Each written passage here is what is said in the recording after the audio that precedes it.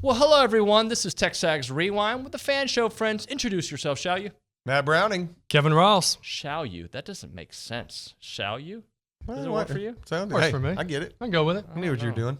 Kevin, you just told me that you do watch YouTube videos. You just don't like and comment often because you're watching the videos and moving on. Yes, sir. That's all I do. Well, we're going to change that, all right? At least when it comes to I'll take the videos. challenge. We're going to subscribe, comment, share, and click the notification bell. We kind of reversed how we talk about it just because it was a stream of conscious show. But on the show, Olin Buchanan, was he good? OB, always. Great. Voice of the Aggies, Andrew Monaco, the best. No doubt about that. Logan and Tap with Pounding the Rock. We talked some Aggie hoops, which, by the way, what a victory over Missouri. And then the Fan Show. These guys talked about that. They also talked about Anais. What else did you talk about? The Cowboys? Yeah. Talked about everything. Yeah. Buzz's antics. Yeah, Buzz's antics. TexAgs Rewind. And they really played good defense in the second half, but they had that 8-minute period where they couldn't get out of their own way. They had 8 turnovers. They missed all their shots. They didn't have any. I think they had 3 field goals in like an 8-minute span, something like that. Getting silly fouls. It was like Missouri started pressuring them, and they didn't know how to respond to it. It seemed like Right. And then they get a 3-point play from Julius Marble, and then they start getting to the free throw line, and they start making free throws. They made 13 of 16 free throws in the fourth quarter. Second half, and they just reestablished dominance. And no mistake, they dominated Missouri for 32 minutes. They had that 8-minute period They were where just they turning kind the of ball over too fishtailed. much. Yep. But other than that, I mean, it was domination. And then when you look and say, okay, they won by 18 despite that 8-minute. And 18 turnovers. Yeah. 18 turnovers. And a lot of those happened right to start the second half. Like 8 in that period. I mean, they were just falling over themselves. And some of them, like Wade Taylor pushed off trying to The get elbow an in the inbound. face. Yeah. And he didn't mean to. He didn't mean to hit the guy. No. But, he did. Some of them were just careless. But like you said, as soon as they gathered themselves, and it took longer than everybody in Reed Arena would have liked, but as soon as they gathered themselves, they just went back to dominating them. So there's just 2 blowouts in this game. There was the first blowout, and that first blowout was without Wade Taylor really doing anything. It was Hayden Hefner. It was Hayden Hefner. Coming off the bench and bombing. And look, I'm not going to call him a 3-point shooter, but when he's on, he's on. He's very streaky. Yeah. And he was in a good streak last night. I think he hit 4 3-pointers in the first half. Yeah. I think. I may be wrong on that, but he was huge. And then, and beyond that, I think Wade had 3 points with 8 minutes left to go. Three 3-pointers in the first half. But I think Wade Taylor only had 3 points with 7 or 8 minutes left to go in the game. And then he went on his own little run.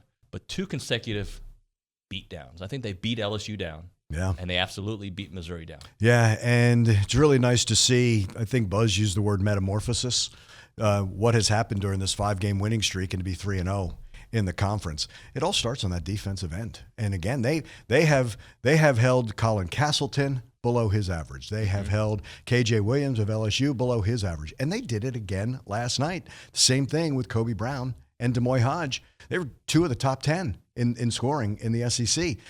And it starts on that end. And as you can see, when you put 6 in double figures and you have 2 double-doubles, this is a team, do it by committee, if you will. It's not one person has to carry the team. There are times one can, certain stretches. We saw Wade Taylor score 8 in a row as they pulled away again from Missouri. But they do it collectively, and that's the word, connected on both ends of the floor. So I watched the game last night more as a fan than as a broadcaster, right? I know when you're broadcasting or you're making notes on your show, you're seeing it as it unfolds. I'm watching it kind of like I was disappointed because they're up by so much. Yeah. I wanted that blowout. Yeah. Oh, by the way, they still got that blowout, which is, I think, the most impressive part.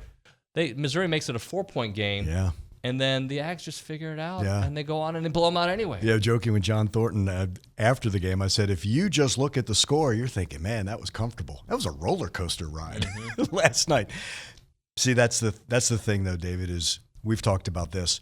over the course of a season, there's a journey for a team about coming together. We know they're 8-5 in the non-conference and now 3-0 in the conference. But at some point, it comes together, and I think it's the loss to Wofford and coming together after that. What was this team going to do? And I thought, again, you're up 11 at Florida, and pretty quickly that game's tied, and they had a response on the road. They had to do that a couple of times. Yep. They were kind of, hey, we're up 21. We had I don't know if I'm sure they didn't say milk the clock, but the players I just didn't feel like they were aggressive offensively. And I kept waiting for Buzz to take Wade Taylor, and put Andre Gordon in, because I just thought in that first half when he came in, we talk about that mentality he brings, and then all of a sudden Wade takes the charge, hits the shot, and then he went off after that. So there are two things in this game. One, the second half, A&M was attacking the press to get it across half court. Right. Not to attack the rim and score a basket. They were just trying, hey, how do we get it across half court? And when you're in that mindset, you're not aggressive enough. You allow the defense to dictate what's going on. Also in the press, it was hard for them to trap Tyrese Radford because he never turns his back to the defense. Right. That type of press is set up to where the ball handler, as soon as they spin or they turn and go to the opposite direction and they're going east and west, that double team. As soon as they see the back of his jersey, that's when they double. Right. Well, he's never going completely east and west, and he doesn't do a spin move. I think the one time that anybody from A&M had a spin move was Andre Gordon, and it got stolen for a layup immediately after Missouri had already scored. The second thing, how crazy is it that it's so true? If you let a shooter that is off, not on his game, make a free throw and see it go through the basket and get that rhythm, how easily they get back on track. Wade Taylor didn't have a great shooting night. Nope. He was short. He was flat on every single shot. No legs whatsoever. Yep. He missed his first free throw at 7 minutes and 40-something seconds. He made his second free throw. At that point, he scored the next 8 points. Yeah. He hit a 3 on the very next possession. He hit a layup going on the left-hand side where it was goaltending. And then he came back down and got fouled again and knocked down 2 free throws. Just because he saw the ball go through the hoop and got that confidence, felt that rhythm. And I thought Missouri did a good job in their press, even though we weren't attacking it. Because A&M, they would, they were using Wade to throw it in. And so who was open? Your 4 and 5 player. They'd come up, catch it. Well, then they denied the ball back to a guard. So there were a few times Henry and even Julius Marble had to bring it across. Yep. But then the problem is they would stop right across half court in perfect position to get trapped again. Yeah, and so they did a good job of denying the ball back to the guards. Close. Now I try to go to a lot of home games if I can, but sitting that close and you're watching the bench and you're watching the guys and how they're cheering and who's fired up, who's not. Watching Buzz by himself is entertainment itself. Right. The guy is a ball to watch. He is such a nut out there, and just watching him dance around and doing it. I mean, literally, he's in the same guarding position as the players, half the time running up and down the court.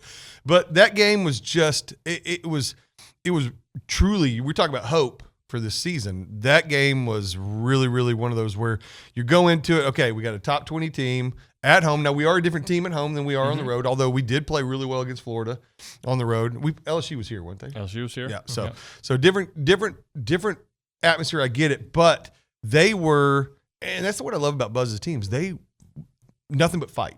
They don't quit, ever. I mean, even when we have those slump games, we're not shooting well. We shot the ball well. We played well. Missouri had a terrible game shooting. I mean, you could tell. I was watching. I mean, right out of the gate, you could tell. Missouri's a good basketball team. Yeah, they are. They're a really good basketball team, and had they played to their potential in the first half, it would have been a much better, much closer game. But then Hefner happened. Yeah, Hefner came in, and he hit that first shot. He hit that first 3, and Buzz throws his hands up in there and starts spinning around, dancing. That was fun watching that. But no, they were. I mean, and Boots with the haircut. I mean, I almost didn't recognize him. I mean, he threw me off. My kids asked me, "Did Boots get a haircut?" And when I saw him, I was like, he's probably got it just tied back or something. No. And then I realized, no, that's a legit haircut. Full on. He went from full on long, just the brown dreads to, I mean, clean to I mean, he's got a core haircut now. He's got a tight look. Yeah, high and tight. But no, they look great. They were fun to watch, and I mean, and I knew Missouri was going to make a run. A team that good, you can't. Yeah, basketball's got runs, but we withstood the run. Got to about 4. I know you were getting some heartburn about that time. I went through a lot of Tums in the second half, not going to lie. Yeah. To watch that 19-point lead dwindle down to 4 or 5, that was tough.